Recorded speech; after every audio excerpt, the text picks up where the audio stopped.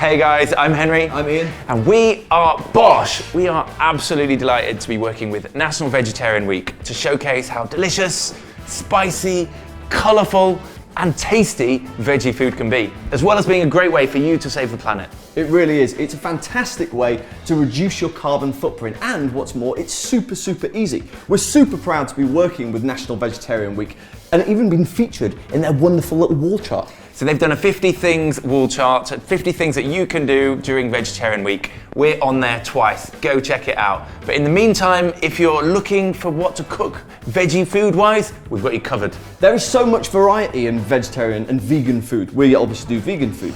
Now we do curries and we do burgers, we do lasagnas, and we also do things that are slightly out of the box, like the recipe we're about to show you. This is our Louisiana Gumbo, the holy trinity of vegetables inside a gorgeous, luscious, rich, spicy, warming stew. You are absolutely going to love it, so we're going to show you how to make it right now. Let's get cooking. Woo!